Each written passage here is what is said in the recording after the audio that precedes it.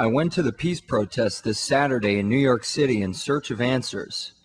What I found first was a cast of colorful characters.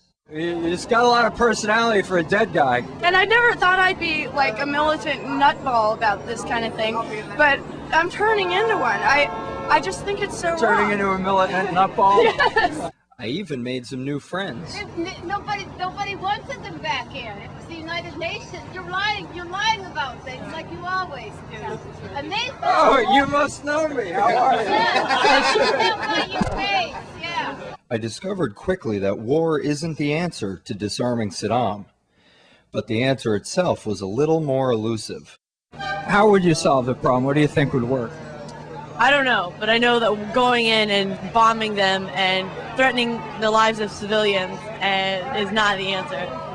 Why not send somebody and do it like another way? How do I think? You know, I don't really, I mean, to me it seems, I don't know. Maybe somebody like James Bond and kill the guy, you know? Patience is a virtue. I think we could, for lack of a better word, kill him with kindness. Maybe not just to kill the guy. Maybe just talking, you know, like through communication. There's gotta be a way. How to go about it, I don't know, but I mean, that's the government's job to figure out. And thank you. War is not the answer. Generally, the protesters argued that we should rely on the United Nations to disarm Iraq. Why do you think it was then that between 1991 and 1998, when the UN was inspecting Iraq, they were unable to disarm Iraq? It's a horrible, huge question. How much time do you think the inspectors should be given? That's a ridiculous question. I mean, I don't know. How long do you think the inspectors should be given in Iraq? I mean,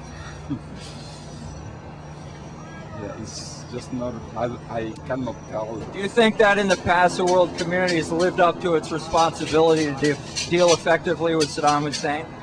No. But you think that they would do it now?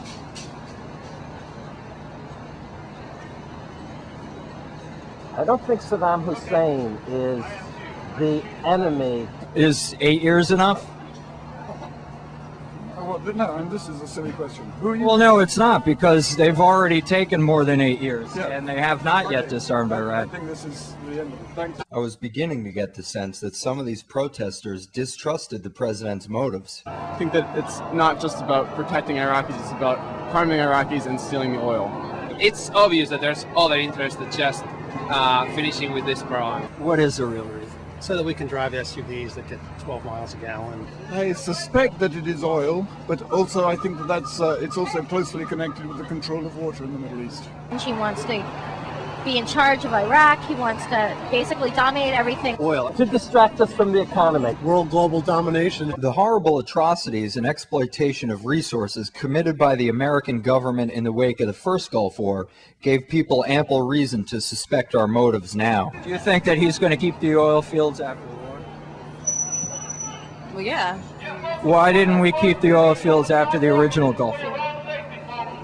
I don't know, perhaps we didn't have such a bastard as a president? We occupy like dozens of countries continuously, and the idea isn't to get out. I think the idea is to go in and pretty much be there forever. Why do you think then that we did not do that after the first Gulf War? Ooh, gee, I don't know. Fair enough. Why do you think that we did not do that after the first Gulf War? Well, that's a very good question. I'm not sure. I mean, why do you think that the United States didn't keep the Iraqi oil fields after the Gulf War in 1991? Well, I think they couldn't. They couldn't? That's what I think so. That I cannot answer. I'm not sure. But at least they acknowledge the good that the United States has done. They understand that no country has given more money in foreign aid or freed more people from the claws of tyranny. So we should allow him to stay in power to kill more. How many people in other countries? Do you not know how many people? Why don't you know that? Oh, you're so educated. And they didn't try to draw moral equivalence between the United States and Saddam Hussein's Iraq. Do you believe that Saddam Hussein has chemical or biological weapons? I believe that Bush has chemical and biological weapons. But you're not sure about Saddam Hussein? It doesn't worry me. It hasn't worried me for any amount of time. He said he does not.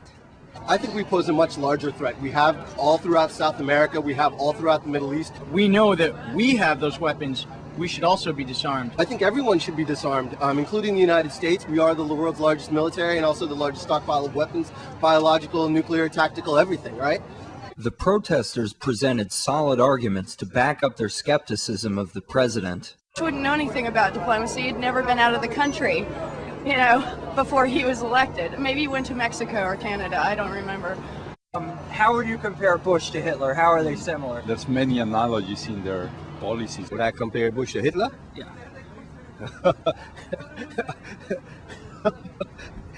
With the exception of the mustache.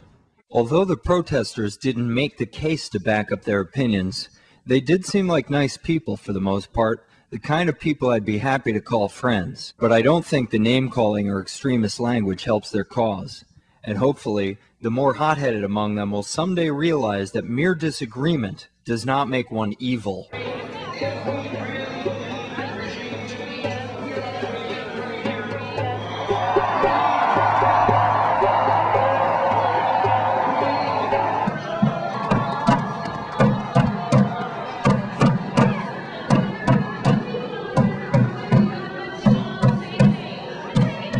So given that sanctions and war are off the table, how would you disarm Saddam Hussein? Set him against sanctions. Oh wait, did I? Wrong side. Wrong side. I'm sorry, I'm confusing you with someone else.